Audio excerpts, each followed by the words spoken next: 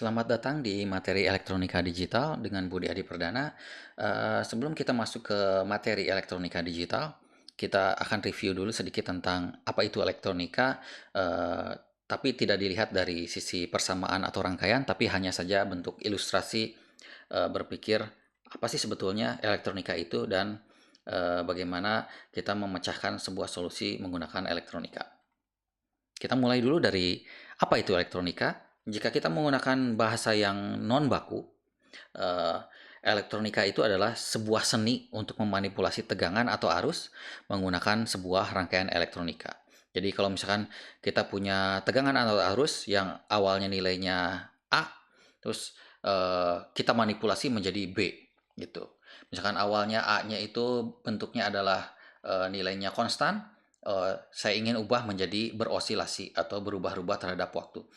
Atau malah saya ingin hambat nilai inputan ini sehingga nanti bisa apa ya, nilainya itu yang asalnya konstan dari waktu ke waktu bisa berubah, misalkan asalnya nilainya satu, tapi nanti bisa jadi 1/1 detik, tapi setelah itu detik kedua itu jadi kosong, detik ketiga jadi satu lagi, dan seterusnya seperti itu. Tujuan utama dari mempelajari elektronika itu ada dua, yaitu yang pertama untuk mendesain rangkaian. Jadi kalau kita misalkan punya sebuah inputan tertentu, inputan A, lalu kita ingin manipulasi menjadi B, itu kira-kira rangkaiannya seperti apa. Kita butuh mendesain rangkaian sehingga sesuai dengan apa yang kita inginkan. Lalu yang kedua itu uh, untuk memahami rangkaian. Jadi uh, ada kalanya kita tujuan di elektronika itu bukan hanya untuk mendesain keluaran yang kita inginkan, tapi kadang juga kita dihadapkan dengan sebuah rangkaian elektronika, tapi kita tidak tahu ini fungsinya seperti apa. Nah, tujuannya itu adalah salah satunya untuk membaca kira-kira apa sih yang dilakukan rangkaian ini sehingga kalau kita berikan input, outputnya nanti akan seperti apa gitu. Jadi bentuk blok sederhananya itu adalah jika kita punya sebuah input eh, dan kita punya harapan outputnya seperti apa, nanti kita merangkai sebuah rangkaian elektronikanya seperti apa. Tapi kadangkala kita diberikan rangkaian elektronika, lalu kita cek menggunakan input, nanti outputnya kira-kira seperti apa, nanti kita menebak rangkaian elektronika yang ini tuh sebetulnya fungsinya apa sih, gitu. Nah, salah satu contoh yang paling sederhana itu adalah rangkaian pengubah tegangan. Jadi kalau misalkan kita punya sebuah input berupa sumber tegangan, misalkan saya sumber tegangannya asalnya 12 volt, tapi ternyata saya ingin menggunakan eh, sumber tegangan ini untuk sebuah perangkat yang ternyata hanya 5 volt menerimanya. Nah, nanti kita desain sebuah penurun tegangan dengan memvariasikan resistornya nanti sehingga sesuai dengan apa yang kita inginkan yaitu 5 volt. Itu yang paling sederhana untuk pengubah tegangan. Lalu ini juga salah satu contoh yang sederhana yaitu pencahayaan otomatis. Jadi kita ingin sebuah lampu yang ketika siang hari dia padam, tapi ketika malam hari dia menyala secara otomatis. Jadi kita membutuhkan sebuah rangkaian switch yang bekerja secara otomatis. Uh, Switch yang paling sederhana yang paling digunakan dalam kasus ini adalah menggunakan LDR. LDR ini adalah sebuah resistor di mana nilai hambatan terhadap arusnya itu akan tinggi ketika dia disinari oleh cahaya sehingga nanti ketika ada cahaya hambatannya akan semakin tinggi sehingga arus tidak akan mengalir dan lampu tidak akan menyala.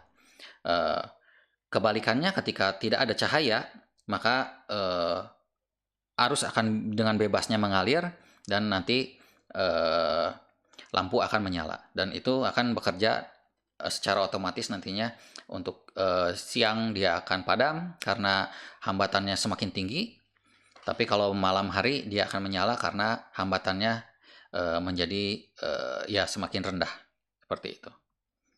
Salah satu contoh lain adalah untuk di karaoke.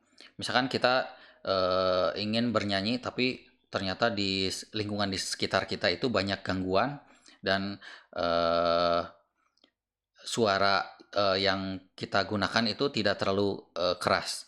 Jadi kita ingin menguatkan suara nyanyian kita dan juga ingin menghambat atau memfilter suara gangguan dari luar. Jadi nanti ketika kita rekam menggunakan mikrofon, kita masuk ke sebuah rangkaian, yaitu yang pertama rangkaian penguat untuk menguatkan suara kita, bisa menggunakan op-amp atau yang pasif juga bisa juga. Eh, Lalu selanjutnya, karena kita ingin mengeliminasi suara-suara pengganggu, kita juga nanti butuh rangkaian filter yang nanti misalkan hanya meloloskan suara manusia saja. Misalkan ada suara mobil, suara apa itu dengan frekuensi tertentu nanti akan dihambat. Nah, nanti pada akhirnya akan mendapatkan suara di speaker dengan kriteria sesuai dengan apa yang kita inginkan. Seperti itu. Contoh lain, masih menggunakan penguat dan filter itu pada rekaman musik. Jadi misalkan kita memiliki 5 buah mikrofon dan kita ingin gabungkan semuanya dengan masing-masing volumenya tertentu, diatur sehingga penguat dari setiap mic ini akan berbeda. Nanti semuanya digabungkan sehingga nanti mendapatkan sebuah musik yang bagus gitu ceritanya. Nah, ini yang membedakan hanya yang pertama adalah penguatnya, nanti resistor dari setiap mikrofon ini nilainya berbeda sesuai dengan kebutuhan.